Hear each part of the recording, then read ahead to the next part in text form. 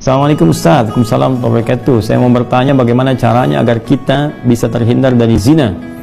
Ya, dan apakah kalau saya bertobat dosa zina saya yang lalu bisa diampuni Allah Subhanahu wa taala? Saya senang sekali dengan pertanyaannya. Ya, saya mau bertanya bagaimana caranya agar kita, berarti Anda dan saya kan, kita semua bisa terhindar dari zina. Nah, itu bagus sekali untuk kita semua karena banyak potensi-potensi yang bisa menjerumuskan kepada itu. Ya, baik misalnya dari zina mata, zina telinga, zina mata melihat hal-hal yang nggak pantas untuk dilihat, ya, kebiasaan-kebiasaan yang buruk, kemudian zina telinga mendengar kalimat-kalimat yang kotor yang mengarahkan pada hasrat seksual pada tempat yang tidak benar, ya, dan perbuatan-perbuatan yang juga sekarang banyak sekali perangkat-perangkatnya. Semoga Allah hindarkan kita dari itu. Termasuk juga iklan-iklan, ya. Saya tuh sering kalau lihat misalnya baca ada komentar tunjukin admin kan, oh, kenapa Ustaz ini kok ceramah tapi iklannya snack video? Itu kan algoritma YouTube dari kebiasaan Anda jadi. Jadi kalau Anda kebiasaannya lihat yang begitu atau klik yang begitu, datangnya seperti itu. Tapi kalau Anda kliknya misalnya yang baik-baik, ya, atau iklannya muncul ketika ada, itu kan dari kebiasaan Anda buka kan, itu algoritmanya tersusun dengan kebiasaan kita buka laman apa dan sebagainya. Jadi Anda sendiri sebetulnya yang mengkreasikan itu. Jadi mengkoreksi untuk membuka sesuatu itu yang benar sehingga nggak datang iklan-iklan yang nggak diharapkan, gitu kan? Baik. Lalu apakah kalau ada ini si fulan atau fulan yang bertobat dosa zina yang lalu bisa diampuni? Insya Allah. Bahkan jelas ayatnya. Quran surah ke-39, ya, Az-Zumar ayat 53. Dan ini kan turun ketika ada seorang ingin bertobat dari dosanya. Ya, dan ini dosa besar gitu kan. Bahkan ada lihat menyebutkan dari zina. Nah, apa yang disampaikan Allah di sini? Qul ya ibadiyalladzina asrafu ala anfusihim la taqnatu min rahmatillah. Ya, innallaha yaghfiru dzunuba jami'an. Ya, wahai hamba-hambaku, masih disebut hamba, dianggap hamba, diaku hamba oleh Allah Subhanahu wa taala. Ya, kata Allah, "Hei hamba-hambaku," katakan Muhammad SAW kepada hamba-hambaku yang israf, berlebihan. Jadi israf itu udah standar tertinggi dalam dosa. Ya, jadi ada khata, nanti ada al-afu pasangannya, ada dzambun, ada ghafir pasangannya. Ghafir Quran surah ke-40 misalnya ayat 3, ghafiridzambi dzambi wa qabilit taubi. Kemudian ada naik lagi dzunubun, ada ghafar pasangannya seperti surat Nuh ayat 10, faqultu astaghfiru rabbakum innahu kana ghafar. Ada ghafur kalau naik lagi dzunubun ma'a zulmi, jadi khata'un, dzambun, dzunubun ma'a zulmi pasangannya ghafur, kemudian israf pasangannya rahim. Ya, israf pasangannya apa? Rahim. Makanya disatukan di Al-Baqarah ayat 286 kan, Rabbana la tu'akhidna in nasina aw akhtana khata', Rabbana la tahmil 'alaina isran kama hamaltahu 'alal ladzina min qablina. Itu dzambun dan dzunubun ma'a zulmi. Rabbana wa la tuhammilna ma la taqata lana bihi, seperti israf. Wa'fu 'anna, al-'afwu, waghfir lana, ghafir, ghaffar dan ghafur, warhamna, rahim. Nah, tingkat tertinggi ini dosa-dosa besar, seperti zina kan dosa besar. Yang membunuh dosa besar. Maka kata Allah, "Qul ya ibadiyalladzina asrafu 'ala anfusihim," hai hamba-hambaku yang pernah berbuat israf. Mungkin ada sebagian yang pernah zina, pernah membunuh, dosa-dosa besar, ya, pernah korupsi, mau tobat dan sebagainya. Masya Allah, ya, alhamdulillah dia mau tobat, mau kembali karena mungkin doa orang tuanya, doa sekitarnya, kesadaran dirinya, dan kemudian la taqnatu min rahmatillah, jangan putus asa dari rahmat Allah Subhanahu wa taala. Innallaha yaghfiru dzunuba jami'a. Allah akan mengampuni dosa-dosa itu seluruhnya sepanjang kamu mau tobat. Sepanjang mau tobat. Makanya Allah itu sangat menyukai orang-orang yang tobat dan berusaha kemudian kita mendekat kepada Allah. Dan Allah memberikan jalan sampai titik terakhir dia, sampai nyawa di kerongkongan. Kan yang paling viral itu kisah Fir'aun kan? Ya, Fir'aun, Allah menerapkan keadilan, memberikan contoh kepada kita. Ini Fir'aun, se-Fir'aun-Fir'aunnya, ya, yang merasa paling kuasa, hobi bunuh orang dan sebagainya, zalim dia, masih diberikan kesempatan untuk tobat dengan diberikan bimbingan dari dua nabi. Kurang apa coba Musa dengan Harun? Ya, diutus untuk Fir'aun. Ya, idzhaba ila fir'auna innahu tagha. Datanglah kepada Fir'aun, dakwahi dia dengan penuh kelembutan. Dia sudah mulai menyimpang. Jadi bukan masalah kekuasaannya yang salah. Kekuasaan silahkan berkuasa, nggak ada masalah, gitu kan? Cuma ketika menyimpang dari kekuasaan, ingatkan, kata Allah. Diingatkan itu kan sayang. Kalau nggak sayang dibiarin. Ya, oke, kalau ada ulama bisa mengingatkan, ustaz mengingatkan, kita yang keliru dan sebagainya, nggak usah marah. Kan? Nah, kalau kebaikan kita terima dengan cara yang baik dan mengingatkan pula dengan cara yang baik. Karena kalimat Qur'annya faqul lahu qawlan layyina, katakan dengan cara yang lembut. Ya, supaya dengan kelembutan itu dia tadzakkaru yakhsha. Mungkin dengan kelembutan itu dia sadar, ya, ingat kembali bahwa keliru, dia khawatir, dia takut dengan Allah Subhanahu wa taala. Jadi Firaun pun dapat diberikan petunjuk oleh Allah dengan dua nabi, bayangkan, cuman dianya yang nggak mau. Ya, begitu nyawa ke kerongkongan baru munculkan daya tawar gitu. Itu yang jadi persoalan. Ya, jadi semua punya kesempatan untuk kembali. Makanya saya sering katakan Allah sangat mencintai para pelaku maksiat yang gemar bertobat dibandingkan orang soleh yang tidak pernah merasa salah.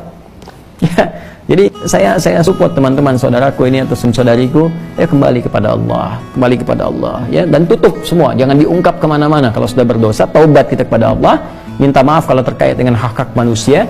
Setelah minta maaf, berbuat lebih baik terus, dan lupakan itu semua, berbuat lebih baik sampai kita merasakan kebaikan itu nikmat dilakukan. Itu halawatul iman namanya.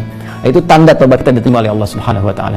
Tanda taubat itu kan ketika menyesali, mengakui, menyesali, kemudian ada rasa nggak enak untuk mengerjakan lagi atau bahkan mendengar, ya ini saya nggak mau dengar, acara-acara gini sudah nggak suka dan sebagainya. Terus berganti jadi kebaikan, nonton yang bagus-bagus, bacaan yang baik, enak sholat dan sebagainya. Itu tanda taubat itu diterima oleh Allah Subhanahu wa taala. Ya, jadi di sini saya kira semua punya kesempatan yang sama untuk menjadi baik, untuk dimuliakan oleh Allah Subhanahu wa taala, dan tidak sungkan kita mendoakan setiap orang termasuk diri kita sendiri, yang untuk selalu berusaha ya, konsisten dan nilai-nilai kebaikan. Zina secara istilah, terminologi. Wa ma'na zina fi syariatil islamiyah. Adapun pengertian zina dalam syariat Islam adalah terjadinya hubungan seksual, hubungan biologis antara lelaki dan perempuan yang terjadi di luar pernikahan resmi secara syar'i. Awas. Penting kalimat syar'inya, sebab kalau melanggar syar'i, ya itu tetap zina juga. Awas, hati-hati ya. Hubungan seksual, sudah dipahami? Antara pria dan wanita, laki-laki perempuan. Terjadi di luar pernikahan, jadi nggak nikah. Ya, awas, hati-hati. Atau terjadi dengan pernikahan, tapi tidak secara syar'i. Nggak sesuai dengan syariat Islam. Misal, Islam melarang seorang laki-laki beriman ya menikah dengan perempuan musyrik. Atau sebaliknya, perempuan beriman dinikahkan dengan laki-laki musyrik. Perhatikan redaksi saya. Saya mengambil dari redaksi Al-Quran, surah kedua Al-Baqarah ayat 221. Agak ke atas sedikit di paling kanan. Ya. وَلَا تَنْكِحُ الْمُشْرِكَاتِ حَتَّى يُؤْمِنْ وَلَأَمَةٌ مُؤْمِنَةٌ خَيْرٌ مِّن مُشْرِكَةٍ وَلَوْ أَعْجَبَتْكُمْ وَلَا تُنْكِحُوا الْمُشْرِكِينَ حَتَّى يُؤْمِنُوا وَلَعَبْدٌ مُؤْمِنٌ خَيْرٌ مِّن مُشْرِكٍ وَلَوْ أَعْجَبَكُمْ أُولَٰئِكَ يَدْعُونَ إِلَى النَّارِ. Hati-hati. وَلَا تَنْكِحُوا الْمُشْرِكَاتِ حَتَّى يُؤْمِنْ. Dan jangan sampai pria-pria beriman itu menikahi perempuan-perempuan musyrik kecuali sebelum menikah dia mau beriman dulu. Hati-hati. Artinya pernikahan itu dilarang. Gak boleh. Hati-hati ya. Hati-hati. Jadi bisa hubungan terjadi di luar pernikahan atau kemudian terjadi dengan pernikahan tapi tidak dengan cara yang syar'i, maka tetap dipandang sebagai zina. Sampai dia bertobat, kecuali kemudian bersyahadat, masuk Islam, maka gugur semuanya yang dulu dan berlanjut rumah tangganya. Seperti di masa-masa lalu Nabi SAW. Jelas sampai sini? Saya lompat dulu sebentarlah pada dampak, supaya kita paham betul. Maaf Bapak Ibu sekalian, kalau ada orang-orang terfikir berbuat seperti itu, jangan cuma berpikir untuk sendiri. Bagaimana dengan anak yang kemudian terlahir? Bagaimana statusnya? Dan sekarang kan muncul apa yang dikhawatirkan dahulu, terjadi sekarang. Karena takut ketahuan dia mengandung, akhirnya digugurkan, aborsi. Saya katakan pada Anda ya, maaf ya, tolong catat kalimat saya ini.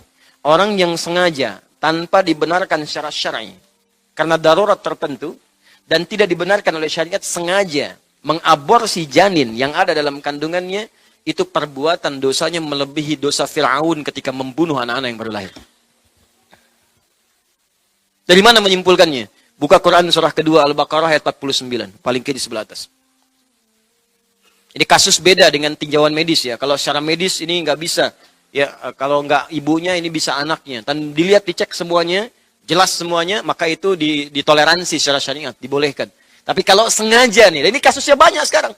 Bayi ditemukan, ada janin dikubur hidup-hidup, ada macam-macam dan sebagainya. Perhatikan baik-baik. Buka Quran surah kedua ayat 49, paling kiri sebelah atas. وَإِذْ نَجَّيْنَاكُمْ مِنْ آلِ فِرْعَوْنَ يَسُومُونَكُمْ سُوءَ الْعَذَابِ يُذَبِّحُونَ أَبْنَاءَكُمْ وَيَسْتَحْيُونَ نِسَاءَكُمْ. Sebentar. Dan pelajari, ingat baik-baik kata Allah. Pelajari, pahami. Ketika kami selamatkan kalian, hei umatnya Musa alaihissalam, dari kekejaman Fir'aun dan koleganya. Nah kata Allah, ala Fir'aun. Ada siapa di Fir'aun itu? Bukan cuma Fir'aunnya. Ada Haman, intelektualnya. Ya. Jadi intelektual yang ngasih masukan-masukan negatif. Makanya saya berikan hati-hati nih, warning nih. Bagi intelektual-intelektual sekarang yang memberikan masukan negatif. Ya, pada pimpinannya, pada bosnya, pada konsultan-konsultannya tuh. Hati-hati. Itu sama dengan Haman. Sudah ada Haman 2000 tahun yang lalu. Ya, bahkan 3500 tahun yang lalu. Kita ke Nabi Muhammad 1500 tahun. Nabi Muhammad ke Nabi Musa sekitar 2000 tahun. 3500 tahun yang lalu. Sudah ada intelektual kebelingan. Sudah ada. Korun, Al-Fir'aun. Korun itu sezaman dengan Fir'aun. Itu Korun itu pengusaha gelap yang mendanai Fir'aun. Apa nggak baca suratnya? Buka Quran surat ke-28. Ya, ayat 76 sampai 77 itu. Inna Qaruna kana min qaumi Musa fabagha alaihim. Qarun itu termasuk koleganya Musa, pengusaha gelap yang mendanai kesuksesan Fir'aun. Fir'aun menjamin bisnisnya lancar. Dua-duanya ditenggelamkan. Satu pakai air lautan, yang kedua likuifasi pakai tanah. Fakhosat Nabi. Gitu. Jadi kalau ada yang main-main dengan itu, pengusaha gelap, penyokong yang atas atau sebaliknya, maka tunggu saja. Allah sudah tunjukkan kepadanya. Nih, saya tetapkan pada Fir'aun, jangan diikuti. Saya tetapkan pada Qarun, jangan jadikan teladan. Paham sampai sini? Tapi yang paling dahsyat, disampaikan kepada Qarun akan ada seorang yang akan meluruskan. Akan ada seseorang yang kemungkinan akan bisa menggoyang tahtam. Maka tiba-tiba Fir'aun memberikan dekret. Siapa itu? Kata rahib-rahibnya, seorang anak yang akan terlahir dari seorang ibu yang mulia. Maka berikan dekretnya oleh Fir'aun, keluarkan oleh dia. 2 algojo dampingi setiap ibu yang akan melahirkan di seantero negeri. 2 algojo. 1 untuk mengamati, lahirnya laki-laki atau perempuan. Kalau lahir perempuan, lihat perempuan, bebas hidup. Lahir laki-laki, langsung jatuhkan. Di tempat ibu yang baru melahirkannya. Bayi masih merah, jatuhkan ke tanah, zabbah. Boom, gorok langsung. Di hadapan ibu yang baru melahirkannya. Ingat, ini perbuatan dicela oleh Allah dengan kalimat su'al azab. Seburuk-buruknya hukuman. Seburuk-buruknya perbuatan zalim. Jadi, saya ingin katakan begini. Fir'aun seburuk-buruknya berbuat, sezolim-zolimnya, nunggu dulu bayinya lahir. Nunggu lahir dulu, lahir, perempuan, bebas, masih ada peluang bebas. Laki-laki, gorok, habisi. Disebut su'al azab. Orang sekarang belum lahir sudah dieksekusi. Dia nggak peduli laki-laki atau perempuan. Fir'aun seburuk-buruknya, tunggu lahir. Perempuan boleh hidup, laki-laki bunuh. Orang sekarang belum lahir, sudah nggak peduli laki-laki atau perempuan. Langsung eksekusi, bahkan dalam janinnya. Aborsi, keluarkan. Maka saya katakan dia melakukan perbuatan yang lebih buruk dibandingkan dengan Fir'aun. Jadi jika Fir'aun saja disebut su'al azab, maka bagaimana dengan yang ini? Hati-hati. Tapi pertanyaannya, kenapa terjadi itu? Karena ini pengantarnya, ini dahsyat ini. Di dampak zina itu melahirkan dosa turunan. Pembunuhan. Itu udah pasti itu. Ya, perselisihan. Karena takut ketahuan pasangan yang dieksekusi. Saya mau tanya pada Anda, terjadi nggak sekarang? Ada nggak perbuatan itu? Banyak. Ada pembunuhan, ada yang dimasukkan ini, masukkan itu, bahkan dibunuh dengan cara yang sadis. Ada yang dimasukkan toilet, dimasukkan di kubur hidup-hidup, disiram pakai air panas, macam-macam. Kenapa? Karena takut dengan ini dampaknya ini. Ini sebetulnya di zaman Nabi Isa alaihissalam sudah pernah kejadian begini. Bahkan mohon maaf ya, sesoleh-solehnya seseorang, kalau tidak bisa menjaga dari perbuatan ini, dia bisa berbuat salah. Karena pernah ada seorang abid yang ketitipan seorang perempuan, titipkan di tempatnya. Kerjaan setan. Makanya mesti hati-hati juga tuh. Seustad-ustadnya juga, kalau jamaahnya itu yang diajarkan, tetap mesti ada batas. Kalau perempuan semua ada batas. Ada kunjungan mesti ada batas. Ya, dampingi, harus tahu, ada orang dampingi macam-macam. Karena bisa keliru, bisa salah. Pengobatan hati-hati, sesoleh-solehnya orang, kalau ngobatin misalnya perempuan, nggak boleh dalam kamar berdua sendirian. Bisa bahaya gitu, dan seterusnya.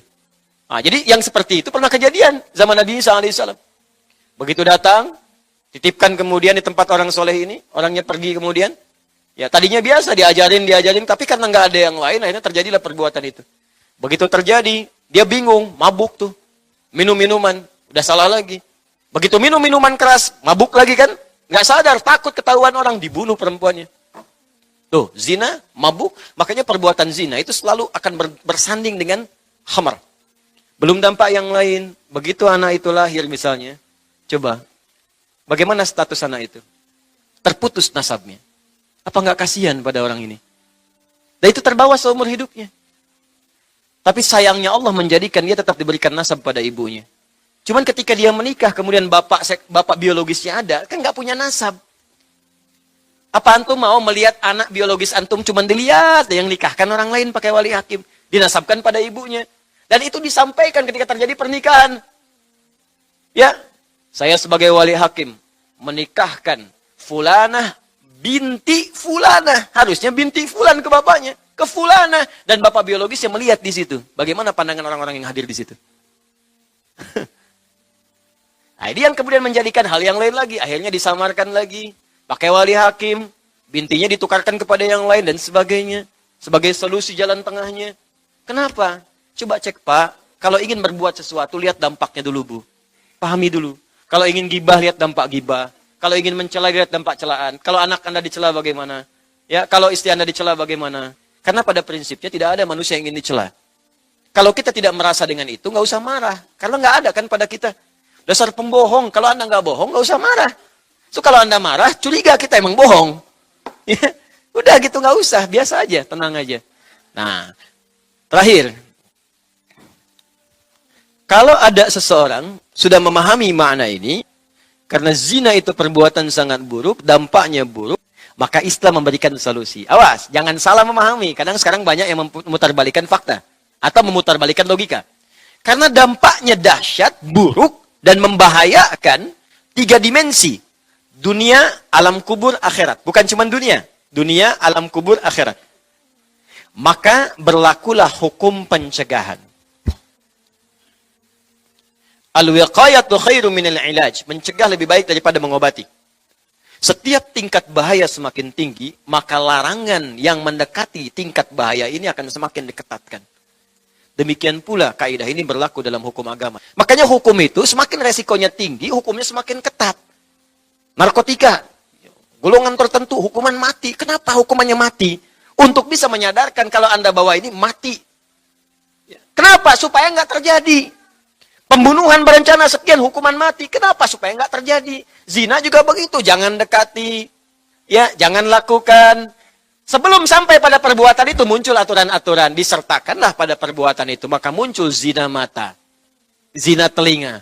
Zina lisan. Maksudnya apa? Bukan lisannya berzina, bukan matanya berzina. Tapi perbuatan itu bisa mengantarkan muqaddimah kepada zina. Maka setiap ada hal-hal yang diprediksi atau diduga akan mengantarkan kepada zina, muncullah larangan-larangan itu sebagai pendahuluan agar perbuatan itu tidak terjadi. Maka diturunkanlah ayat-ayat yang meminta kita untuk menjauhi hal-hal tadi termasuk muqaddimahnya.